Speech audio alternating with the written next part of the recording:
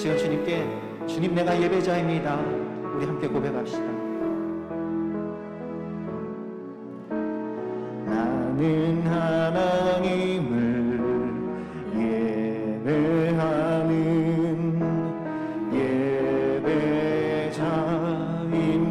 예배자입니다. 내가 서 있는 곳 어디서나 하나님을 예배합니다. 내 영혼 거룩한 은혜를 향하여 내 마음 완전한 하나님 향하여 이곳에서 바로 이 시간 하나님을 예배합니다. 처음부터 나는 하나님을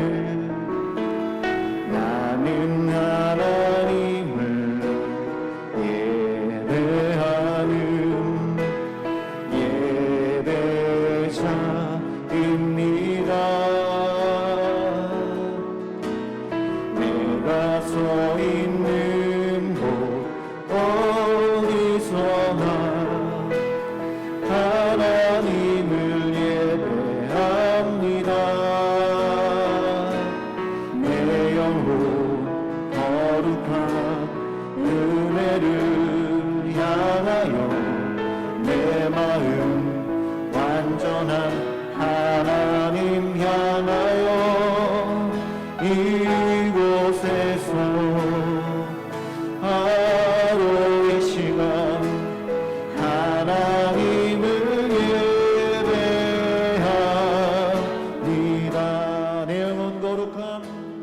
내 영혼 거룩한 은혜를 향하여 내 마음 완전한 하나님 향하여 이곳에서 바로 이 시간 하나님을 예배합니다. 한 번 더 고백합시다. 내 영혼 거룩한 은혜를 향하여 내 마음 완전한 하나님 향하여 이곳에서 바로 이 시간 하나님을 예배합니다. 나의 평생에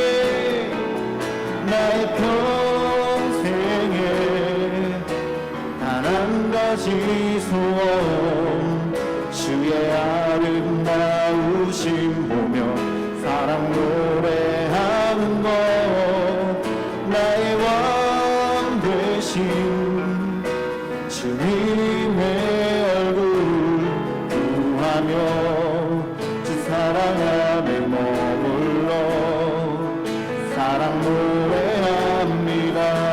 나의 평생에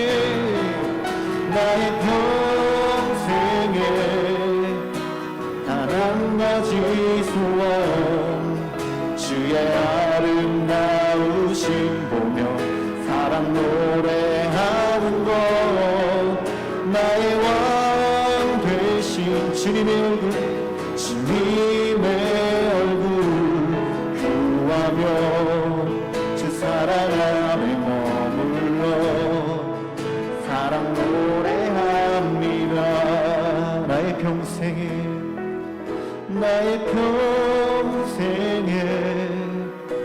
단 한 가지 소원 주의 아름다우심 보며 사랑 노래하는 것 나의 왕 되신 구하며 주 사랑 안에 머물러 사랑 노래합니다.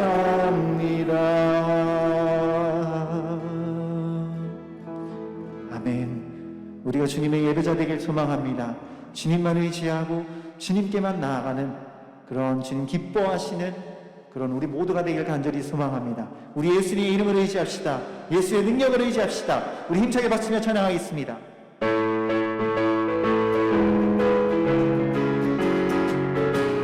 함께 예수 이름으로, 예수 이름으로, 예수 이름으로 승리를 얻었네.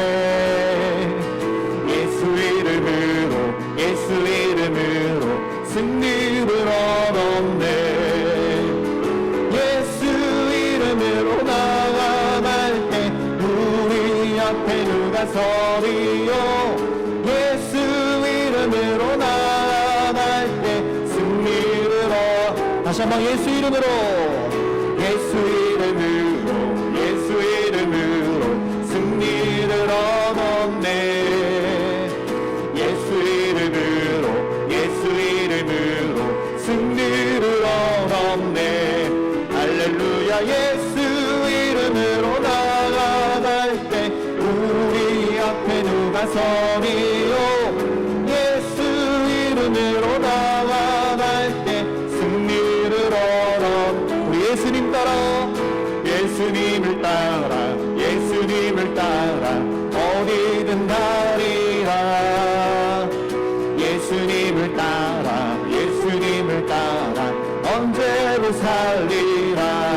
할렐루야. 예수님을 따라 나아갈 때 밝은 태양 빛이 비치고, 예수님을 따라 나아갈 때 밝은 내일 있네.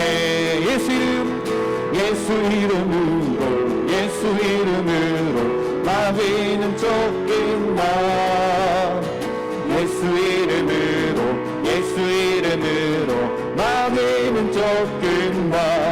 할렐루야. 예수 이름으로 나아갈 때 누가 나를 괴롭히리요. 예수 이름으로 나아갈 때 마귀는 쫓긴다.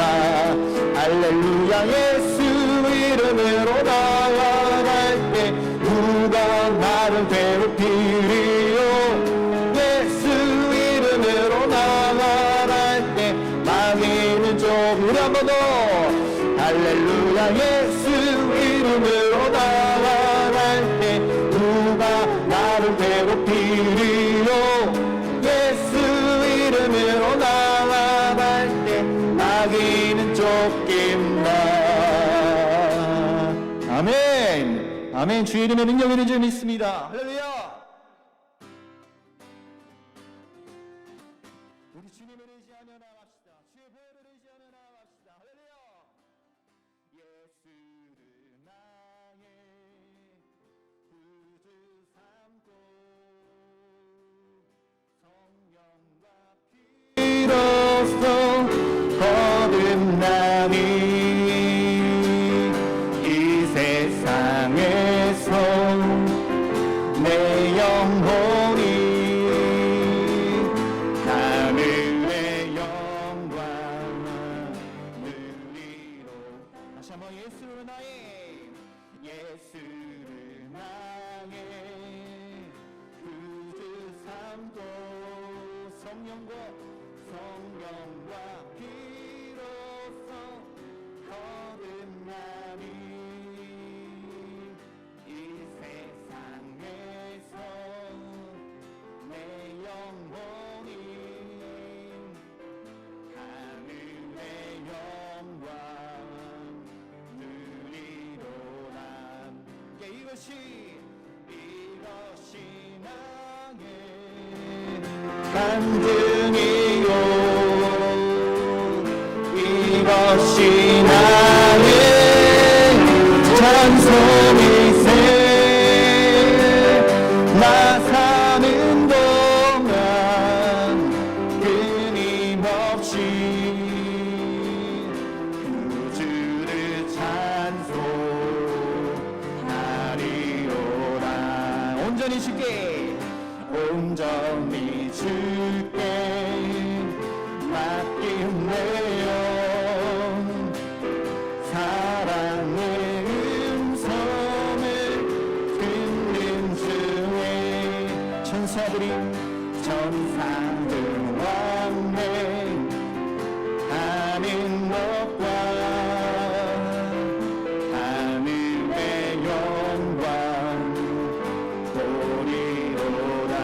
네, 이것이 나의 간증이요 이것이 나의 찬송일세. 나 사는 동안 끊임없이 그 주를 찬송하리로다. 우리 주 안의 기쁨을 주 안의 기쁨 누림으로 마음의 풍성이 잠잠하니. 세상과 나는 간고롭고 후속한 주만 보이노라. 이것이 나의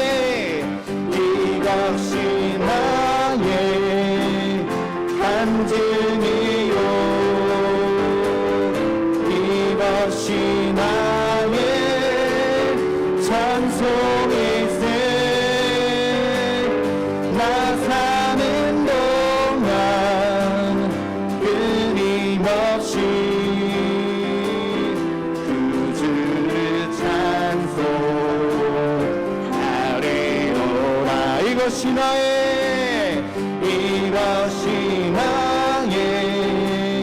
간증이요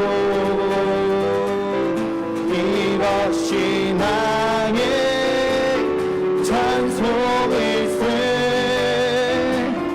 나 사는 동안 끊임없이 그 주를 찬송하리로다.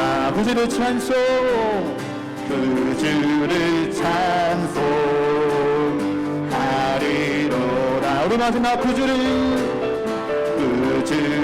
찬송하리로다. 우리 함께 많은 사람들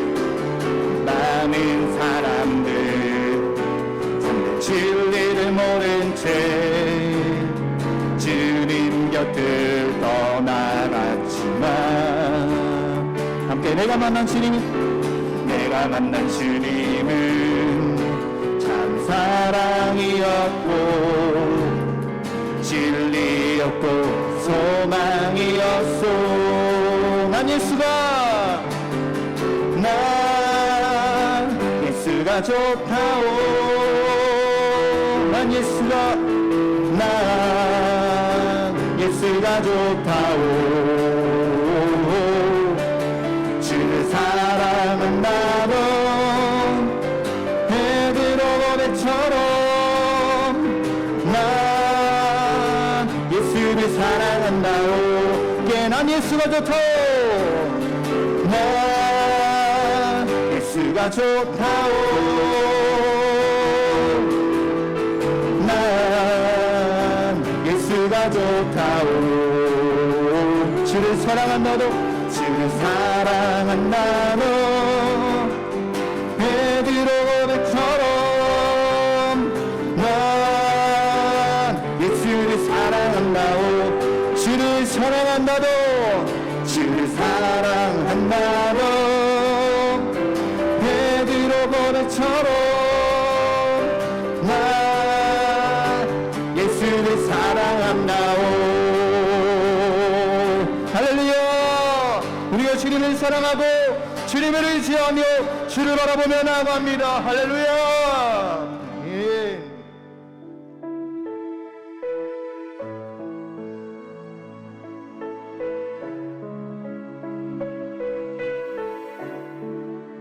주님과 늘 동행하는 우리 모두가 되길 소망합니다. 주님 가신 그 길, 주님의 손을 꼭 붙잡고 나도 주님 따라 나아가리라. 우리 전심으로 함께 고백합시다.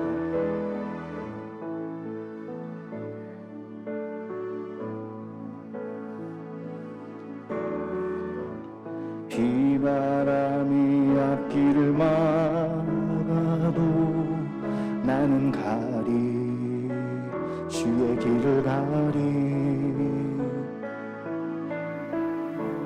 눈보라가 앞길을 가려도 나는 가리 주의 길을 가리 한번 더 비바람이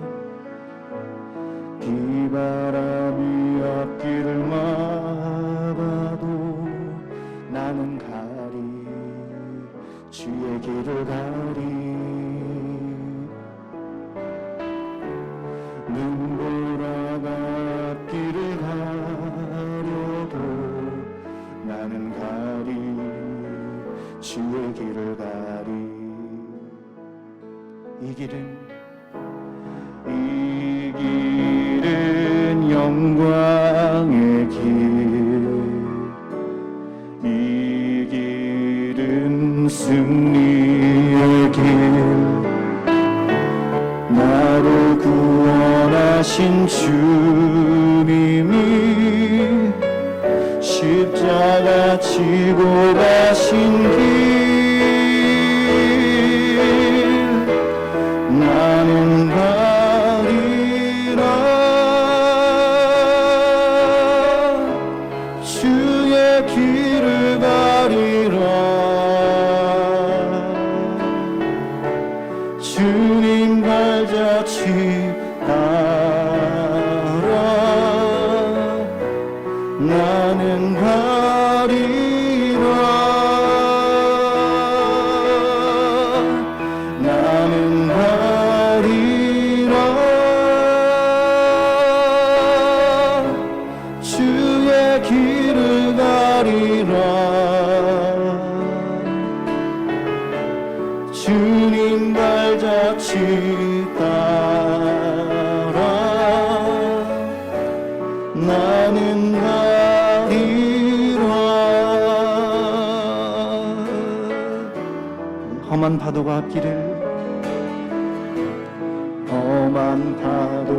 앞길을 막아도 나는 가리 주의 길을 가리 모진 바람 앞길을 가려도 나는 가리 주의 길을 가리 이 길은 고난의 길 이 길은 고난의 길 이 길은 생명의 길 나를 구원하신 주님이 십자가 지고 가신 길 나는 가리라 주의 길을 가리라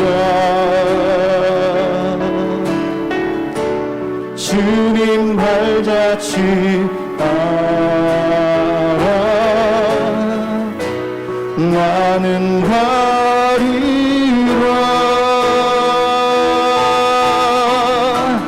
나는 가리라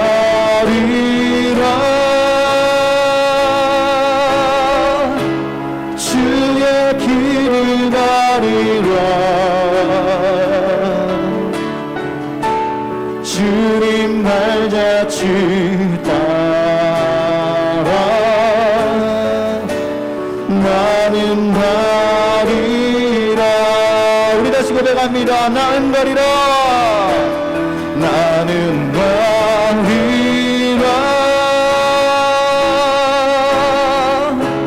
주의 길을 가리라 주님 발자취 따라 나는 가리라 나는 가리라 나는 가리라 주의 길을 가리라 주님 발자취 따라 나는 가리라. 같이 고백합니다. 살아도 주를 위해, 죽어도 주를 위해, 사나 죽으나 난 주의 것. 십자가의 능력, 십자가의 소망, 내 안에 주만 사시는 것. 난 지극히 작은 자, 죄인 중에 괴수, 무익한 날 부르셔서 간절한 기대와 소망, 부끄럽지 않게 십자가 참게 하셨네. 어디든지 가리라. 주 위에 서라면 나는 전하리 그 십자가. 내 몸의 십자가, 그 보혈의 향기 온 세상 채울 때까지. 살아도 주를 위해, 죽어도 주를 위해, 사나 죽으나 난 주의 것. 십자가의 능력, 십자가의 소망, 내 안에 주만 사시는 것. 어디든지 가리라. 어디든지 가리라. 주 위에 서라면 나는 전하리 그 십자가. 내 몸에 밴 십자가, 그 보혈의 향기 온 세상 채울 때까지. 함께 살아도 주를 위해, 죽어도 주를 위해, 사나 죽으나 난 주의 것. 십자가의 능력, 십자가의 소망, 내 안에 주만 사시는 것. 살아도 주를 위해, 죽어도 주를 위해, 사나 죽으나 난 주의 것. 십자가의 능력, 십자가의 소망, 내 안에 주만 사시는 것. 난 지극히 작은 자, 죄인 중에 괴수, 무익한 날 부르셔서 간절한 기대와 소망, 부끄럽지 않게 십자가 정케 하셨네. 내 사랑 나의 십자가. 내 사랑 나의 십자가.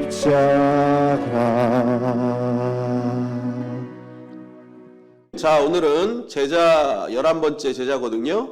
한번 따라하겠습니다. 유다 다데오. 오늘 말씀에는 가롯이 아닌 유다라고 되어 있죠. 유다 다데오입니다.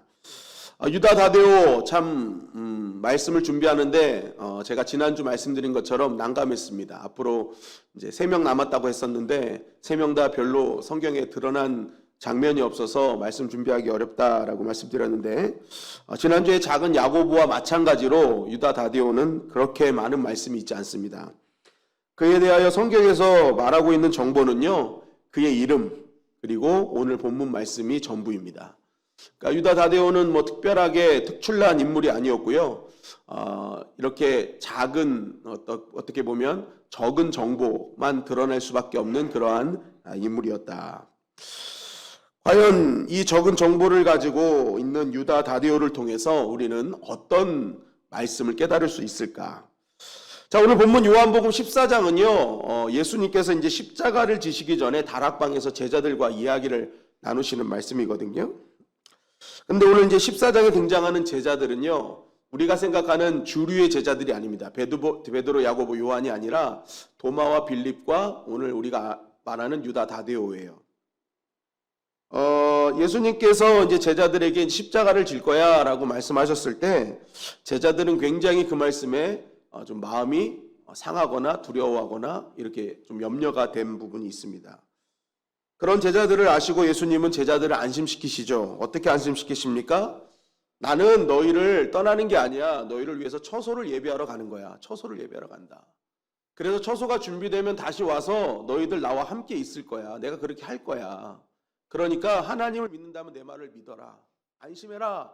이렇게 이제 말씀하면서 요한복음 14장은 시작되는 것이죠. 그럼에도 불구하고 제자들은 그 안에 있는 두려움과 어려움, 이 어떻게 보면 낙심과 염려를 한순간에 떨쳐버릴 수는 없었던 것입니다. 그래서 제일 처음에 이제 도마가 질문하는 거죠. 주님이 어디로 가는지도 모르는데 어떻게 그 길을 압니까? 라고 이제 질문하는 거고. 연이어 또 빌립은 우리에게 아버지를 보여주시면 좋겠습니다. 그럼 좀 안심이 되겠습니다. 라고 이렇게 얘기를 하는 거죠. 그러면서 마지막 질문자, 등장하는 이 질문자가 바로 유다 다데오인데요. 이 유다 다데오가 이제 이름 빼고 처음 등장하는 이 등장씬에서 어떤 모습으로 등장하는지를 요한복음 14장 22절은 이렇게 증거하고 있습니다. 시작. 가룟 아닌 유다가 이르되 주여 어찌하여 자기를 우리에게는 나타내시고 세상에는 아니하려 하시나이까. 자, 유다 다데오가 묻습니다. 주여 어찌하여 자기를 우리에게는 나타내시고 세상에는 아니하려 하시나이까라는 거예요. 이 말을 쉽게 풀면 주님, 우리한테는 그렇게 모든 어떤 기적 같은 역사, 영광, 막 초자연적인 거 다 보여주셨는데 왜 세상에는 안 나타나세요? 그러는 거죠. 멋지게 세상에 좀 드러내 주시면 안 돼요? 세상에 좀 등장해 주시면 안 돼요? 이 땅에서 진정한 승리와 영광이 무엇인지 좀 보여주시면 안 돼요? 이 말 속에는 그거죠. 주님 어딜 뭐 가시려고 합니까? 그냥 이 땅에서 우리가 자랑스러운 나의 스승을 보여주고 싶습니다. 이 땅에서 그냥 영광 보여주세요. 능력 나타내시면서 인정받고 사시며 사세요. 그게 좋지 않겠습니까? 라는 질문이죠. 이 말씀을 통해서 우리는 유다 다데오가 어떤 중심으로 살아가는지 알겠죠. 이 땅의 영광, 이 땅의 승리, 이 땅에서 보여짐, 이 땅에서 두각을 나타내는 것, 이런 것에 집중하며 살고 있는 그러한 유다를 유추할 수 있는 거죠. 이러한 유다의 질문에 예수님께서 이제 이렇게 대답하셨습니다. 요한복음 14장 23절 말씀입니다. 시작. 예수께서 대답하여 이르시되 사람이 나를 사랑하면 내 말을 지키리니 내 아버지께서 그를 사랑하실 것이요 우리가 그에게 가서 거처를 그와 함께 하리라. 자, 이 땅에서 나타냄 두각, 영광과 승리, 그거 말하고 있는데 예수님이 뭐라 하시는가요? 유다야, 진정한 영광과 승리, 진정한 정말 이 땅에서의 존귀한 것은 내가 나타나는 것이 아니다. 내가 드러나는 것이 아니다. 도리어 나에게 주신 자리가 드러나지 않더라도 내가 하나님을 사랑하는 마음으로 나의 자리에서 말씀을 순종하는 것, 그것이 진짜 하나님께서 영광 받으시고 그것이 진정한 승리다라고 말씀하시는 거죠. 한번 따라하겠습니다. 달라도 너무 다르다. 제자인 유다 다데오가 말하는 생각하는 영광과 주님이 생각하는 영광이 달라도 너무 다르다는 거예요. 제자는 유다 다데오는 뭐예요? 이 땅에서 막 두각 나타내고 높아지고 막 이런 게 영광이고 이런 게 좋은 거 아닙니까? 했지만 예수님은 그게 아니죠. 드러내지 않더라도 나의 삶의 자리에서 내가 하나님의 말씀에 순종하는 것, 그것이 하나님을 사랑하는 것이며 진정한 영광을 드러내는 것이다 라고 말씀하고 있습니다. 여러분, 한번 우리의 인생을 되돌아볼 때 혹시 나는 내가 갖고 있는 영광의 기준이 유다 다데오와 가깝습니까? 예수님과 가깝습니까? 내가 무언가 드러나야지만, 두각을 나타내야지만, 뭔가 뛰어나야지만 그것이 무엇인가 이룬 것이고 그것이 하나님께 의대받은 증거라고 생각하며 살고 있지는 않습니까? 그러나 여러분 기억하십시오. 오늘 주님은 그것을 절대 경계해야 된다는 거예요. 경계해라. 진짜 너가 드러나고 뭔가 승리한 것 같고 대단해지는 것 같고 이런 것이 진짜 영광의 자리인 것 같지만 실상은 그것이 더 너를 망치게 하는 자리임을 넌 기억해야 된다는 거죠. 왜 그렇습니까? 사단은 항상 그것으로 우리를 유혹해 덫을 놓기 때문에 그래요.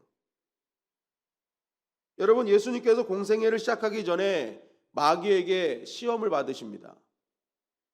그때 3가지 시험을 받아요. 3가지 시험 기억하십니까? 국어, 영어, 산수 그겁니까? 산수는 옛날 말인데 그죠? 수학. 그 3가지 시험이 뭐예요? 돌이 떡덩이가 되게 하라. 성전 꼭대기에서 뛰어내리라. 천하 만국과 영광을 보여줄 테니 나에게 절하라. 3가지 시험인데요. 이 3가지 시험의 공통적인 특징이 무엇입니까? 얘기하는 거예요. 당장 사람들 앞에서 네가 대단한 존재임을 드러내라는 거죠. 뛰어난 존재임을 나타내라는 거죠. 내가 얼마나 너희들과 차별화된 능력을 갖고 있는 줄 알아? 나는 돌을 떡으로 만드는 존재야. 성전 꼭대기에서 뛰어나도 살아나는 존재야. 세계 천하 만국과 영광을 가진 존재야. 그죠? 그러니까 나는 너희들과 범접할 수 없는 나는 대단한 존재라는 것을 드러내라는 거예요. 지금 마귀는 뭐예요? 인기를 얻고 주목받는 것을 충동질하는 거예요. 충동질하는 거예요. 그게 대단한 거야. 그게 사람들한테 막 응원받고 환호성 받는 거야. 여러분, 막상 이것만 들으면요, 사실은 우리가 이거 뭐 성경이 아니고 만약 우리에게 이러한 조건이 딱 들어왔을 때 과연 우리는 쉽게 떨쳐낼 수 있을까? 돌이 떡덩이가 되는 능력, 성전 꼭대기에서 떨어져도 살아나는 능력, 천하 만국과 영광을 다 가지는 능력. 과연 이것을 내 앞에 딱 줬을 때 예수 그리스도의 이름으로 물러갈지어다 이렇게 할 사람이 과연 얼마나 있을까? 그죠? 그것이 뭐 마귀처럼 막 뿔 쓰고 막 이빨 튀어나와가지고 한 사람이 갖고 오겠어요? 정말 내가 믿을 만한 사람이 갖고 오겠죠? 그걸로 유혹하는 거예요. 그럼 나에게 조금이라도 이러한 세상적 영광과 부귀 영화에 대한 욕심이 있으면요, 하나는 분명 덥석하는 거예요. 덥석할 수밖에 없다. 여러분, 만약 예수님도요 이렇게 자신을 드러냈을 때 사실 순간적으로 엄청난 사람들을 모으지 않았을까요? 바리새인과 서기관들조차도 이야 어마어마한 능력이다 하고 막 예수님을 따라오지 않았을까요? 어찌 보면요 이거 굉장히 큰 유혹이라는 것입니다. 그러나 오늘 성경은 분명히 이것이 마귀가 우리를 넘어뜨리려는 계략이라는 것을 말하고 있죠. 우리의 믿음을 성숙해 하고 성장하게 하는 테스트가 아니라는 거예요. 우리를 어떻게든지 무너뜨리게 하는 템테이션이라는 거예요. 이거는 우리를 무너뜨리려고 하는, 예수님을 무너뜨리려고 하는, 공생의 시작을 아예 못하게 하려는 마귀의 템테이션이었다는 거예요. 그런데 그 템테이션이 뭐예요? 너 뛰어나다고 보여줘. 너 대단한 사람인 걸 나타내줘. 너 범접할 수 없는 존재임을 드러내줘. 이것이 마귀의 유혹이었다는 것입니다.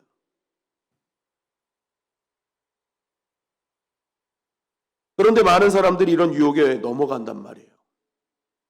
그것이 무너지는 길임을 모르고.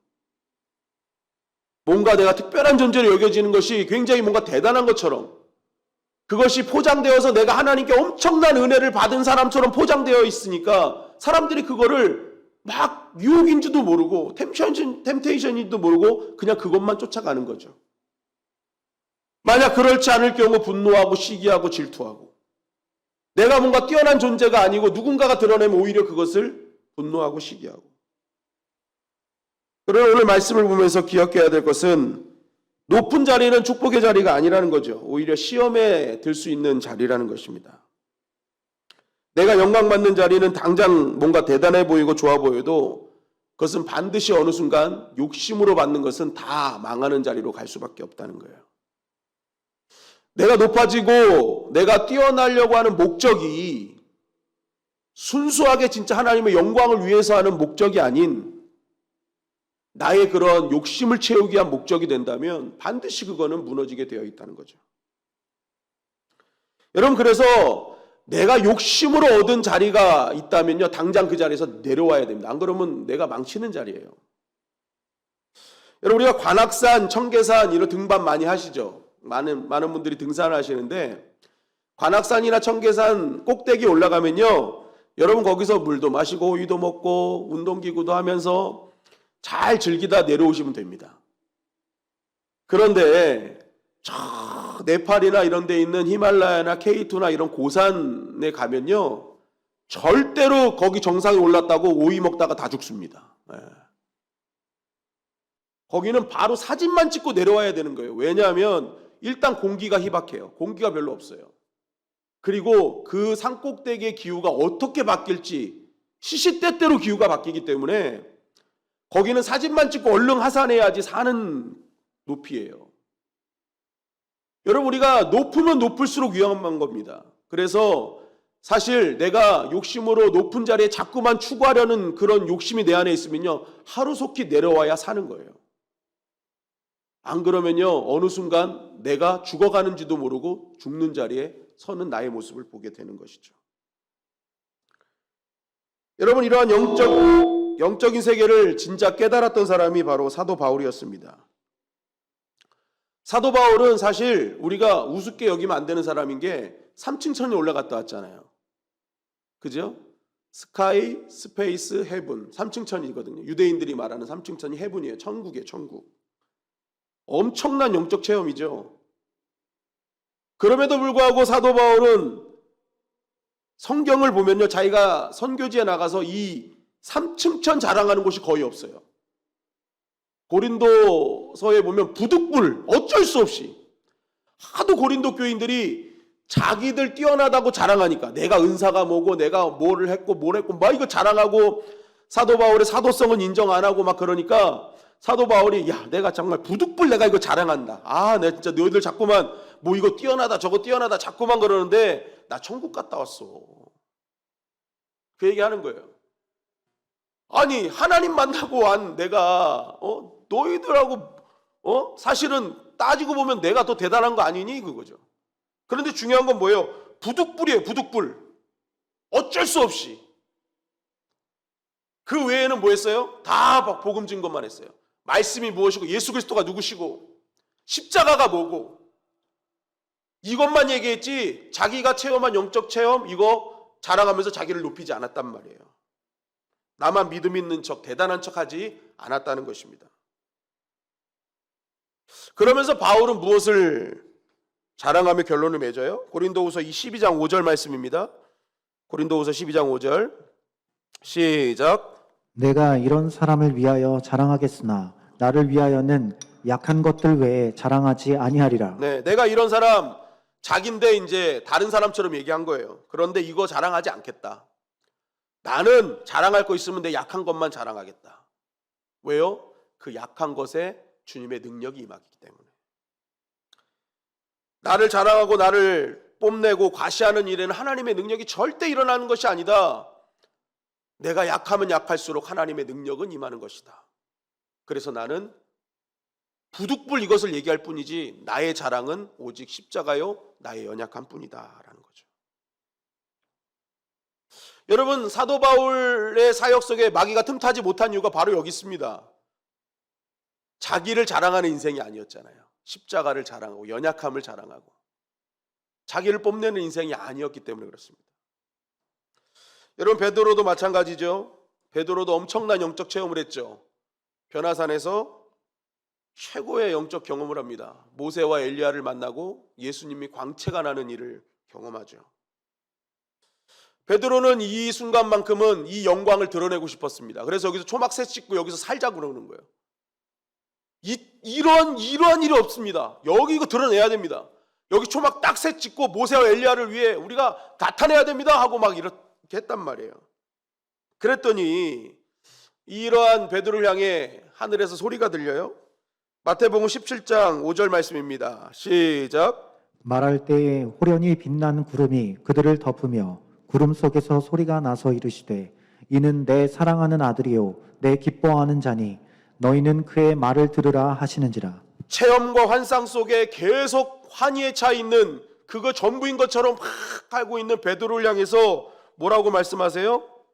너희는 그의 말을 들으라라는 거예요. 그거 드러내려고 하지 말고 너희가 할 일은 그거 드러내는 게 아니라 내가 사랑하는 예수 그리스도의 말을 듣는 거야. 말씀에 집중하고 그를 따라 사는 것이 베드로 네가 할 일이다. 그거 드러내는 거 네가 할 일 아니야 라는 거죠. 여러분, 진정한 주님의 참된 제자는 결국 주님이 뭘 말씀하시는 거예요? 아무도 관심 가져주지 않고 당장 보이는 열매도 없을지라도 주님과의 깊은 관계를 맺으며 그 관계 속에서 주신 말씀 붙들고 살아가는 자가 이 시대의 주님이 찾는 제자요, 하나님께 진정한 영광 돌리는 제자라는 것을 말씀하고 있는 것이죠. 여러분, 저와 여러분들이 진정한 제자의 길을 걷기를 주님의 이름 간절히 축원합니다. 유다 다데오를 통해 주님은 그거 말씀하고 계시는 거예요. 마태복음 6장 1절 2절은 이렇게 증거하고 있습니다. 시작. 사람에게 보이려고 그들 앞에서 너희 의를 행하지 않도록 주의하라. 그리하지 아니하면 하늘에 계신 너희 아버지께 상을 받지 못하느니라. 그러므로 구제할 때에 외식하는 자가 사람에게서 영광을 받으려고 회당과 거리에서 하는 것 같이 너희 앞에 나팔을 불지 말라. 진실로 너희에게 이르노니 그들은 자기 상을 이미 받았느니라. 네, 사람에게 보이려고, 그죠? 사람들이 많은 곳에서는 내가 모든 은혜 다 받은 것처럼, 내가 모든 능력 다 받은 것처럼 말하고 행동하고, 남들 한 손 올릴 때 난 두 손 올리고, 두 손 올린 사람 있으면 일어나고, 그죠? 교회당 안에서는, 예배당 안에서는 내가 다 은혜 받은 척하면서 이제 사람들에게 보이지 않는 가장고리 가서는 전혀 믿지 않는 사람처럼 살아가는 모습. 사람들 앞에서는 내가 의인인 척하면서 뭐예요? 나의 가진 의를 가지고 저 사람 죄인 만드는 인생 살아가는 거죠. 그거 주의하라는 거예요. 그거 상 이미 다 받았다는 거예요. 여러분, 그러면서 이어서 주님이 하시는, 강조하시는 말씀은요, 은밀함입니다. 은밀함. 구제할 때 은밀히 하고 기도할 때 골방에서 은밀히 해라. 은밀한 중에 보시는 아버지께서 다 갚아주실 것이다.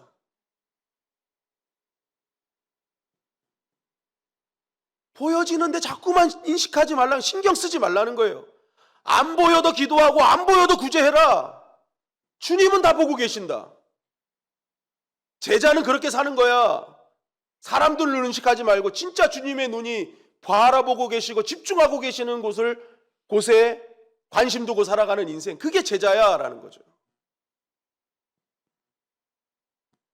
내가 의식하고 있는 눈은 사람의 눈입니까? 아니면 하나님의 눈입니까? 나만 드러나야 되고 나만 인정받아야 되고 그래야만 직성이 풀리는 존재인가? 드러나거나 인정받지 않는 자리면 그저 외면하고 있는 나의 모습은 혹시 있지 않는가? 아니면 은밀한 중에도 주님께서 맡기신 일에 감사하며 그 자리를 나는 지키고 있는 진정한 제자의 길을 걷고 있는가? 여러분, 오늘도 은밀한 가운데 충성하는 그 한 사람을 주님은 바라보고 계시는 줄 믿습니다. 그게 진짜 영광이에요. 하나님께 영광 돌리는 거고 이 땅에서도 우리를 존귀한 자로 만들어 주시는 첩경이라는 것입니다. 중요한 사실은 이 유다 다데오가 이 주님과의 이 대화, 주님 영광 보여주셔야 되지 않아요? 드러나셔야 되지 않아요? 그랬더니 주님, 아니 내 말 따르는 것이 진짜 영광이야 라는 이 한마디의 말씀에 그의 인생이 이 땅에서 영광을 추구하는 삶에서 진짜 하늘나라의 영광을 추구하는 삶으로 바뀌어졌다는 거예요. 여러분, 유다 다데오의 이름은, 실제 이름은 유다입니다. 유다. 다데오는 별명이에요. 유다 다데오라고 표현을 근데 성경에서 계속 번갈아 가면서 하거든요. 그 이유가 있는 거죠. 첫 번째는 예수님의 제자들 중에 또 유다가 있죠. 누굽니까? 가룟 유다가 있어요. 그러니까 둘 다 유다야 유다야 부르면, 유다 다데오는 예수님을 배반하지 않았는데도 불구하고 배반한 이름을 동시에 불려지는 거잖아요. 그러니까 구별하는 거예요. 구별. 가룟 유다와 유다 다데오. 두 번째는 이 별명이라는, 이 다데오라는 별명을 통해서 주님께서 전해주고자 하는 메시지가 있다는 거예요. 여러분, 원래는 유다였는데 어느 날 시간이 지나면서 다데오가 붙여진 거예요. 그죠? 원래는 유다였어요. 여러분, 별명이라는 것은 처음부터 지어지는 게 아니잖아요. 별명은 그 사람의 삶의 모양이나 형태, 말하는 것, 이런 거 보면서 지어지는 거잖아요. 제가 신학생 때 별명이요 전신갑주였습니다. 왜냐하면 강화도에 선배 목사님이 오리 농법하는 그 논농사하시는 권사님 피 좀 뽑아달라 그래가지고 신학생들이 다 가가지고 보호장비 착용하고 들어가서 피 뽑았는데, 그 오리들이 싼 배설물 때문에 다른 신학생들이 다 똥독이 올랐는데 저만 안 올랐어요. 그래가지고 제가 그때 별명이 전신갑주였습니다. 전신갑주. 그리고 나서 제가 군대를 갔는데 군대에서는 별명이 강철수염이었어요.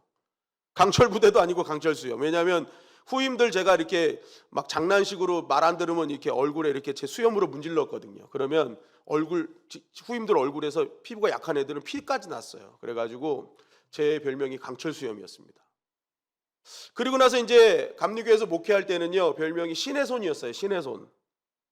기도손이 아니라 신의 손이었어요. 왜냐하면 저희 대학교 총동문회 체육대회를 나가가지고 우리 그 모건대학교 나온 모든 전국 동문들이 모여가지고 연회별로 체육대회를 하는데, 제가 그 체육대회 축구팀의 그 골키퍼로 나갔거든요. 각 연회랑 이렇게 시합을 해가지고 결승에 올라서 우승을 했는데, 제가 그 시합에서 한 골만 먹었어요. 그것도 페널티킥으로. 페널티킥이 2번 있었는데 그것도 한 골 또 막아냈어요. 그래가지고 완전히 완벽한 그 전력으로 우승을 했어요. 그랬더니 그때 저를 향해서 목사님들이 신의 손이라는 그 별명을 붙여주셨어요. 근데 보세요. 전신갑주, 강철수염, 신의 손, 이러한 별명들이요, 그냥 생긴 게 아니잖아요. 그때마다의 특징이 있는 거예요. 보여지는 특징이 있고 행동 양식이 있는 거예요. 그러니까 거기에 따라서 뭐예요? 나한테 별명을 지어준 거예요. 그래서 저는 이름보다 이 별명으로도 많이 불렸단 말이에요. 여러분, 유다도 마찬가지입니다. 원래 유다였는데 어느 순간 다데오로 불려지기 시작한 거예요. 심지어는 나중에는 유다가 맞는지 다데오가 맞는지 헷갈릴 정도로 성경에서는 사복음서에 유다도 썼다가 다데오도 썼다가 막 이러는 거예요. 그러면 왜 유다는 다데오라는 별명이 붙었느냐? 다데오라는 이름을 찾아보니까요, 공통적인 해석이 그겁니다. 마음이 크고 넓다라는 뜻이에요. 마음이 크고 넓다. 마음이 크고 넓다. 그래서 이 마음이 크고 넓으니까 다른 사람들을 다정다감하게 품어주고 사랑해주는 어떤 그러한 모습을 보여준 겁니다. 그래서 이 다데오라는 단어에는 여러 가지 해석들이 있는데, 마음이 넓고 크다가 중심으로 해서 사랑스럽고 다정다감하다라는 뜻이 다데오라는 뜻이었습니다.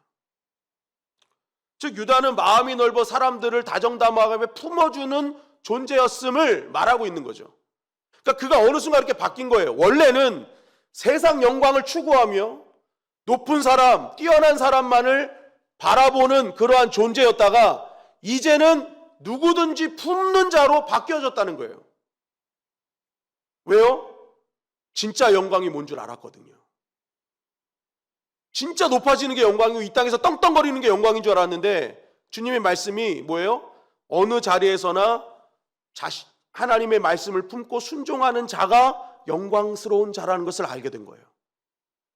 그래서 유다 다데오는요, 자신의 인생의 어느 순간이든지 어느 자리에 있든지 넓은 마음을 품고 예수 그리스도의 마음으로 그들을 사랑하고 품어주고, 그랬더니 사람들이 봤을 때 다데오는 진짜 어느 순간 다정다감해졌구나 라고 말하게 된 것이죠. 유다 다데오가 생각했습니다. 하나님의 말씀을 따라 산다는 게 뭘까? 이 방대한 분량의 말씀이 뭘까? 줄이니까 10계명이 됐고, 그 10계명도 줄였더니 하나님 사랑, 이웃 사랑이 된 거죠. 그러니까 다데오는 말씀 자신의 삶 속에서 하나님을 누구보다 사랑했고 이웃을 누구보다 넓은 마음으로 사랑하는 다정다감한 인생으로 바뀌어졌다는 것입니다. 결국 유다 다데오는 이러한 넓은 마음을 가지고 시리아와 메소포타미아에서 복음을 전파했고 페르시아 제국에서도 복음을 전파하다가 순교하는 인생으로 마무리되었습니다. 여러분, 저와 여러분들이 이러한 하나님께는 영광이요 이 땅에서는 존귀한 자의 축복을 받기를 주님의 이름으로 간절히 축원합니다. 그러기 위해서는 어떻게 해야 되는 거예요? 우리가 갖고 있는 영광의 기준이 바뀌어야 되는 거예요. 이 땅에서 내가 뭔가 높아지고 대단한 존재로 떵떵거리며 사는 것이 영광받은 것이 아니라, 영광스러운 것이 아니라 나의 삶의 현장, 나에게 주신 가정, 직장, 삶의 공동체 어디서든지 나에게 주신 그 말씀 붙들고 살아내는 자가 하나님께 영광 돌리는 자고 이 땅에서도 영광스러운 존재로 하나님이 만들어 주시는 것이죠. 못생긴 나무가 산을 지킨다라는 말이 있습니다. 못생긴 나무가 산을 지킨대요. 그래서 이 말이 뭔가 봤더니요, 산에 가면은 여러 가지 종류의 나무들이 많잖아요. 막 잘생긴 나무, 멋있는 나무, 막 기골이 장대한 나무. 그런데 이러한 나무들 중에서도 먼저 뽑아가는 나무는 어떤 나무예요? 잘생긴 나무죠. 이쁜 나무예요. 보니까 잘생긴 나무를요 가장 먼저 뽑아가지고요 석가래로 쓴답니다. 석가래. 그러면 일단 제일 잘생긴 나무는 뽑아서 석가래를 썼잖아요. 그러면 그 다음 잘생긴 나무가 왕이 되겠죠. 그래서 그 다음 잘생긴 나무가 내가 이 산의 왕이야 했는데 어느 순간 그것도 뽑혀서 기둥으로 쓰이는 거예요. 기둥으로. 그러니까 가장 못생긴 나무만 산에 남은 거예요.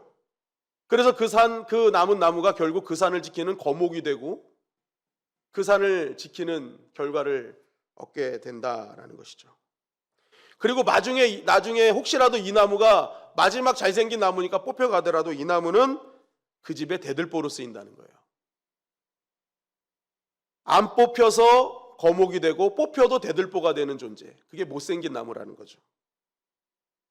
여러분 마찬가지입니다. 우리 인생에 당장 쓰임받지 못하는 것 같이 보여요. 뭔가 부족한 것처럼 보이고요. 지금 내가 하나님의 뜻에 맞지 않은 것처럼 보이는 그러한 연약한 모습이 보일 때가 있습니다. 여러분 그때 낙심하지 마십시오.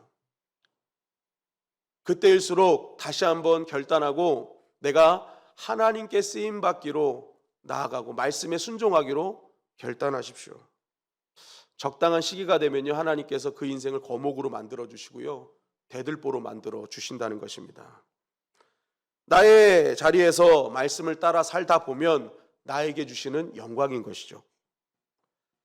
여러분 하나님은 기능이 뛰어난 자라만 사용하지 않습니다. 내가 뭘 뛰어난가 대단한가 뭐 이런 것만 하나님 보시는 게 아니라 얼마나 그 자리에서 순종하고 있는가, 그 사람이 얼마나 위치를 잘 지키고 있는가, 그거 바라보고 계시다는 거예요. 여러분 오늘 우리 주님의 영광교회가 제가 우리 각자에게 주신 자리에서 충성하며 하나님께 영광 돌리는 자들이 되시기를 주님의 이름으로 간절히 축원합니다. 그것이 주님께서 우리들을 불러주신 우리를 향한 뜻이고요 제자된 결단하는 우리들이 가야 될 길을 알려주시는 것입니다.